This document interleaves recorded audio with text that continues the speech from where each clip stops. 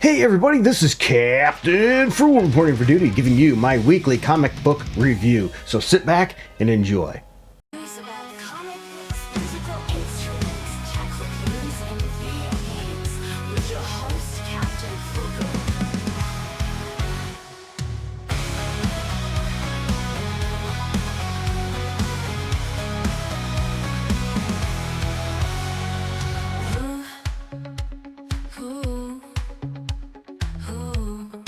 Welcome back, comic book fans, and welcome back to the channel. Every week, a flood of comics hits the shelves, and it can be tough to decide what to pick up. But don't worry, that's what I'm here for. We're about to dive in to this week's releases to crown one book the comic of the week. Will it be an epic superhero showdown, a mind-bending indie darling, or maybe a hilarious new series that everyone has been talking about?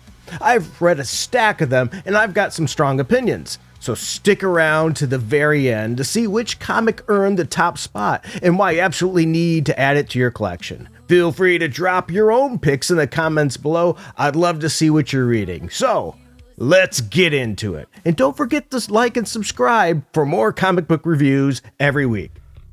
Alright, so let's start this week with a banger. Marvel Knights, The Punisher #1. 235 ratings with a 3.8 score on League of Comics Geeks.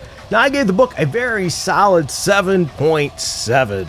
The writer is Jimmy Palmiotti. The artist is Dan Panosian, which I know I probably butchered. This book, I will say, has some pretty cool open order covers available for it as well. The standard cover, I think, it's okay. It's serviceable. Just like the art inside. It was all right. It was fine for the story. It's not my favorite kind of style for a comic book, but it does, I think, fit this and the tone of the issue. So anyway, we have Frank Castle. We don't really know if this is current timeline or not yet from what I can tell here. Yet Marvel is still yet to reveal how Frank Castle's come back, if he has. But if anything, I think they've realized their attempts to push Frank Castle down the toilet didn't work, and people want the real Frank Castle. So Marvel Knights is giving it to us here. Yes, as I said, I think the art's okay. I like the grittiness of it. I think the Punisher in this one is very dark, and I like this dark portrayal of the character. It fits great for the Punisher. Frank in this issue meets his match with this El Zombie character. So we have some great action, some really good brutality here. The only thing I wish is maybe we would have had one issue before this. So the #1 being with a little bit more action, because this issue he gets captured, and most of the issue is him pretty much trying to get mind controlled and tortured. I think that's fine, but I think I would have liked a little bit more of an introduction to the character, not for people like me, because I already know the Punisher, but if you don't know the Punisher, a little more detail and things I think would have been helpful. But other than that, really, this is a strong book. If you're a Punisher fan, this is probably one you're going to want to pick up. The next issue I want to talk about is Imperial War, the Imperial Guardians, issue #1. As far as I can tell, this is a one-shot. It has 250 ratings with a 4.0 score, and I gave the book a 7.5. The writer is Jonathan Hickman and Dan Abnett. Artist is Luca Marcinka, which I probably butchered a little bit there. The cover is pretty cool, not bad there. Anyway, as the events of Imperial explode in what they claim fatal fashion, the Super Skrull finds himself at the center of this scheme. Now, I'm going to tell you right now, I'm going to be up front. I have not read Imperial, so I probably only have part of the story here behind it. But I decided to check out this book anyway because it has Darkhawk in it. And yes, I actually tend to like the original Darkhawk series from the 90s, at least most of it. But I didn't read Imperial, so I don't know all the ins and outs there, so I was left a little bit of trying to figure some things out. But I think at the beginning of the issue, it does a good introduction for people like me that didn't know. Darkhawk is getting grim visions that he feels is going to come true, and they need to stop it. I think the art's pretty good in this. If you've been reading Imperial, you'll probably like this. If not, I don't know what to say. So with my lack of knowledge on this, I'm going to read a couple other critics' views and see what they have to say. This one is a 4-star review. It says some seriously well-written comic this is. This really amped up the stakes in the prequel. Like everyone was on their toes, and the coming together of details just like Imperial #3 was most welcome. So see, I didn't have any clue about what that was. This other person here didn't give it any stars. I don't know why, but let's look at what they say. We'll save my thoughts on the broader Imperial War project for after the final issue of the main series drops, but I will say that this is by far the best and most complete issue that has come of it. Like the other one-shots, with the exception of Planet She-Hulk, which is weaker but fully formed, you can kind of see the story that is setting up, but it remains tough to imagine what an actual ongoing of this will look like or feel like. I'm going to be honest, I doubt there will be an ongoing from this unless they create a team, which maybe that would be good, have a team of Imperial Guardians. So it looks like people are enjoying the dialogue, which I found pretty good too as well. As I said, I really enjoyed getting some more Darkhawk, an underused character. I tend to like when we see characters that don't get much use. I'm going to do one more review reading here, and this is a 3-star. Since I'm confused, I don't even understand how this was supposed to be setting up a book. So now I'm starting to get this was a setup for Imperial, maybe? Let me know in the comments, because I really don't know squat about this. It's not bad, but it really just feels like an extra lore dump pages for the main Imperial title. Well, it probably is. The Cosmic Ghost Rider is back, and he said, I maim to please, and I like that a lot. Boy, you know what? I thought that was a good line, too. So if you want, fill me in if you've been reading the story of, so I understand what the heck is going on here. I try to be completely honest, right? And in this issue, it will seem like the Skrulls they're trying to trick them to start a war. And, well, even though the deception was caught, it really ended up causing a massive mess, which looks like it's going to lead to a war anyway. And from my perspective, not knowing much here, it's not a bad read, but I would skip it unless you're reading Imperial. I mean, otherwise I don't see what this one-shot's going to do for you. Let me know in the chat. I'd love to hear it. Now, this next book was in serious running for the #1 comic of the week, and that's G.I. Joe, Real American Hero, issue 321. Now, hear me out here. I know the book only has 45 ratings, but it has a 4.0 score on League of Comics Geeks. People are not picking up this book. I give this book an 8.8. If you know me, if this book is an 8 or above, it is a really good book. The writer is Larry Hama, artist is Chris Monahan, and the letterer, well, guess what? You don't really need one, because that's one of the things that's special about this book. Yep, this is another one of those where there is no words. It's a new silent interlude issue. Yeah, this book has some really good art, and it does a really good job of explaining the action throughout each panel and telling the story without using any dialogue, and that can be quite a challenge. But I think in this issue, they really did a spectacular job, pretty much coming close, maybe not exceeding, the original one with Snake Eyes. But you know what? Let's see what some other people say, shall we? This person gave it only a 2-star review, so I got to read that because that runs really opposite of what I said, right? So we always got to take a different take. And this one says it takes 15 of the 20 pages for the forces to finally collide in this. And much of this issue isn't much a clever use of no dialogue / narration, as it is a story that could use dialogue / narration for exposition to fill up the panels of people literally just walking through halls. Okay, I disagree. That is not what happened at all. They set the story.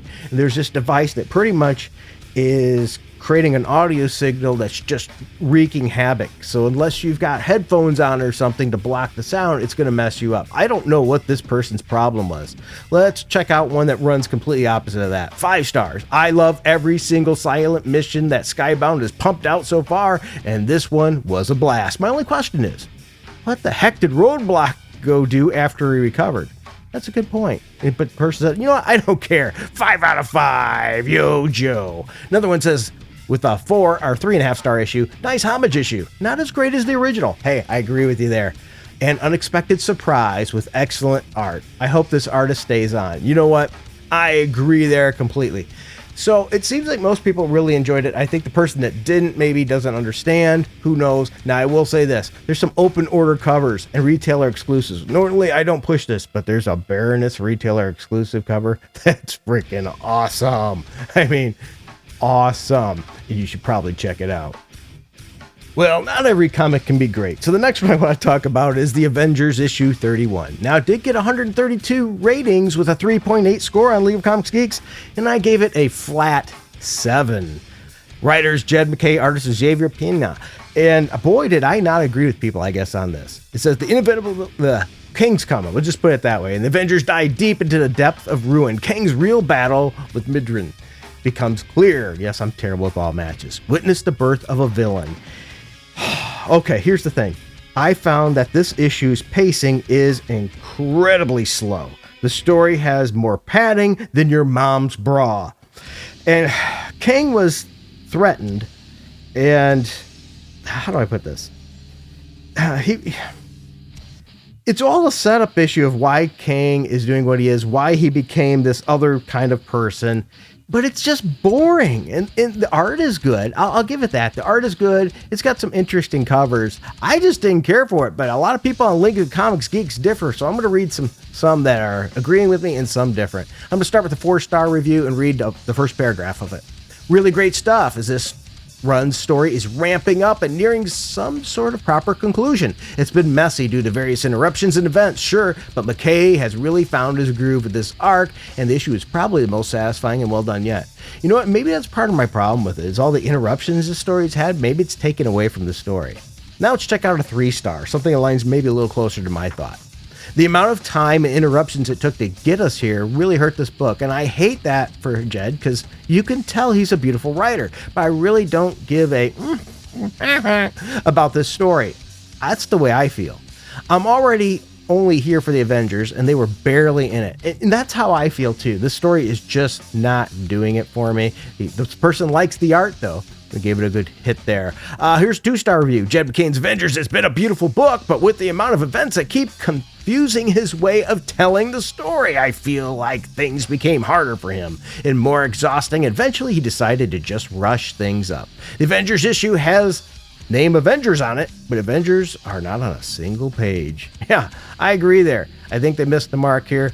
Another one, 3.5 stars, Kang story.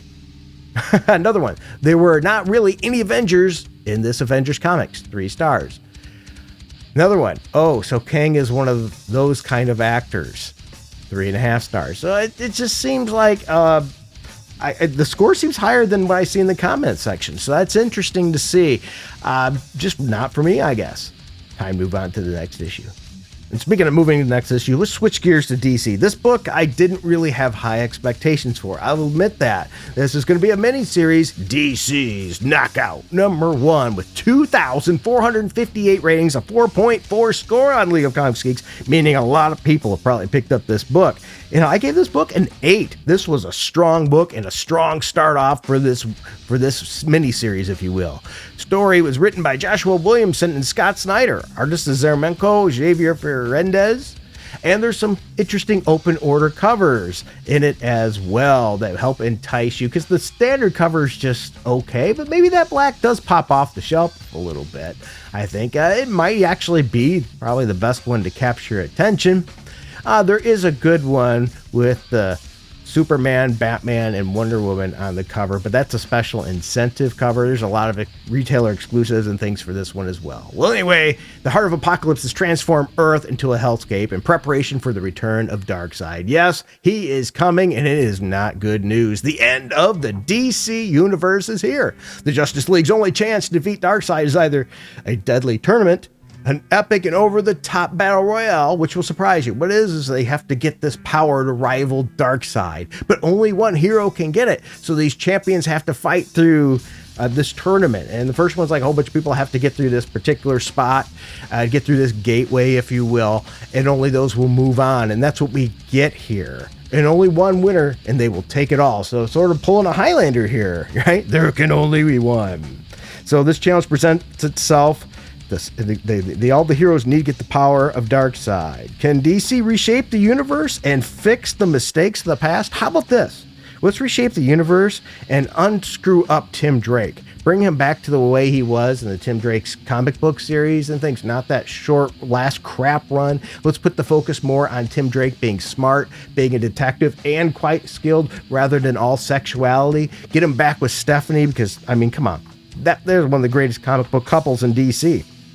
And boy, if I have to say anything here, they did the Captain Shazam, whatever you want to call him now, dirty in this issue. Man, very, very bad.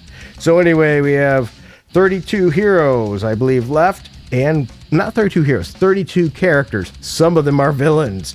which one is going to get through to take on Darkseid. And I think it's an interesting tale. But you know what? I'm not the only one that thinks that. I'm looking at the reviews. There is a lot of 5 stars and 4.5 stars, but I did find a 1.5 star. So let's dive into that.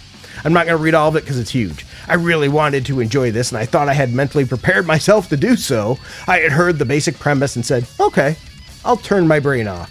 Which, if you're reading comic books, you need to do, to some degree, right?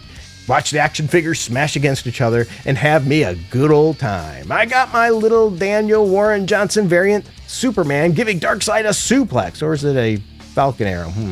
I don't know what the deal with that is. Oh, heck, and even though it didn't really seem like my thing, I found myself, somewhat to my own surprise, really digging Absolute Batman so far, which I didn't even touch personally. I haven't. Which itself is fairly over the top and has the same writer. I figured maybe it'll just be the mood lately, or just some weird time in my life where I just sit down for some over-the-top dumb fun. But I couldn't connect with it at all. Wonder Woman's first line being womp womp, while it feels a bit odd to me for her, it feels appropriate for me in the hopes of dreams here. You know, I have to agree with you there. Okay, so far I'd agree with your overall synopsis, but yeah, that was a little out of place.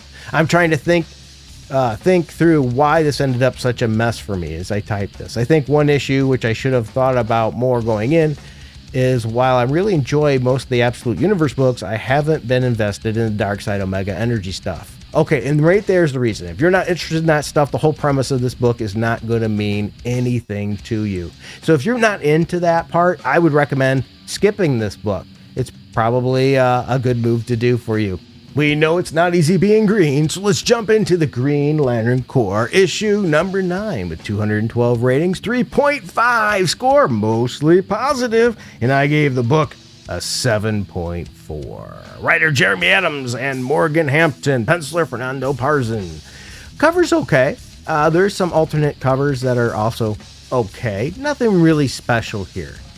The lanterns are lit because, John Stewart, as far as we know, sacrificed himself at this time because the Starbreakers are coming to create a big war. They're coming to take on the Green Lanterns with the goal of wiping them out. They didn't have the power. They didn't have all the rings, but John Stewart, being the hero he is, one of the best Green Lanterns there is, sacrifices himself as far as we know. And I gave the book a 7.4. Yeah, the Lanterns learned that John Stewart sacrificed himself in this, but they don't have time to grieve. And I think that hits us too as well, because the Starbreakers are coming, and they're going to bring the battle. There's decent art in this issue, and the story is good, but sadly I found that it was a little bit predictable. You sort of knew what was going to happen at the end, especially the very end about John Stewart. If you know superhero comics, you probably already have expectations of, okay, is John Stewart really gone? Are they going to wipe out one of the best Green Lanterns? And I think you already know the answer, so I'm going to not give it away, but, it's there. All right, the next one. I only got 2 more to go, this one and the number 1. And I tell you, this was another one that was definitely in the running for best comic book of the week, and that's Batman and Robin number 26. It has 253 ratings, a 4.1, very positive score on League of Comics Geeks, and I gave the book a solid 8. Yeah, writer Philip Kennedy Johnson and artist Fago Aso did a fantastic job on this book. There's some all other covers as well. One's really cool with Batman and Robin running from the Batmobile coming at you. Great cover there. The standard cover is okay too. We have this mysterious new character called the Quiet Man, and he does a brutal takedown in the last issue of some of the Penguin's underlings, if you will, searching for something. And in this issue, you find out who he's after. And anyway, Penguin's not alone. He gathers up with Two-Face because they realize, hey, this is going down. But neither of those two are actually who he's after. And he's going to try to find through them who he's actually after. And Batman's there to try to stop him. And this guy, Batman and Robin, I got to give Robin his props here. And I have to say, I think right now, this is probably the best Batman book on the market right now. This story with the Quiet Man, in my opinion, I love it. I really like it. There is great character voicing in this. I mean, the characters talk, their words and things, the characterization is, in my opinion, really hitting the mark. The art is pretty decent in it too. Not bad at all. This is a very solid issue for Batman fans. I really do like the characterization, and this new character. It's nice to get a new character once in a while, and this one works. A lot of them I found, most new characters they introduce tend to flop, let's be honest. This one I think is working. There's a reason behind what he's doing. It has something to do with his son. My guess is, they killed his son. And I'm not going to get into who did, because I think that's part of the greatness of this story. If you are not reading this, you really should. Mostly seeing great stuff, but I do see a 2-star review, so I'm going to give a little bit of that one. It says, I don't know if I'm loving this series. The art is good, but I don't know. The writing feels kind of flat. I don't know how this person thinks that. The dialogue feels very generic. Batman says the typical Batman-y things he always says. In other words, he's speaking in character. I disagree with that premise completely, but let's continue. And I feel like Damian is not being characterized well. I feel like you could swap him with any of the other Robins and you couldn't tell the difference. Well, Damian's went through a lot of growth lately, so you might be surprised there. As for the Quiet Man, I don't know, dog. He's just a guy, speaks softly, and is good at killing. Cool. And he's going after, and I'm not going to say who he says he's going after, right? And the villain, part of the problem is he doesn't care about the villain he's going after. He finds him boring. Between Absolute Batman, Matt Fraction's Batman, Dark Patterns, etc., there's just a lot of good Batman series going on right now. Unfortunately, this series isn't on the same level. I unfortunately might have to drop this. I am 100% in disagreement there. I like the tone of the writing, the characterization, the building. I thought the art was okay. And I'm telling you, a lot of these other people are giving it a lot of 4 and 5 stars I'm seeing here. So you know what? Let's open up the comic book doors here, the comic shop. Come on in. Tell me, what do you think about this issue? Am I on the right side? If this is a good book, or is that person right? And this is not as good a book as the others. All right, what we've all been waiting for. My fake little drumming there. The #1 book of the week. Are we ready? Are we? Come on, guys. We could do better than that. Come on. Are we ready? Oh, come on. One more time, people. Are we ready? Yeah, there we go. And that's Transformers number 25. 539 ratings, a 4.4, very positive score on League of Comics Geeks. And I gave this book a 9. Writers Robert Kirkman, artist Dan Mora. First of all, the cover just has an iconic look to it. You see Prime up above and you see the Autobots below driving out with Prime in the center. Wonderful. There's some other open order covers that, in my opinion, are not as good. This is probably the best cover for this, but there is some other, well, I don't know, maybe not, because there is some other really good ones, especially retailer exclusives.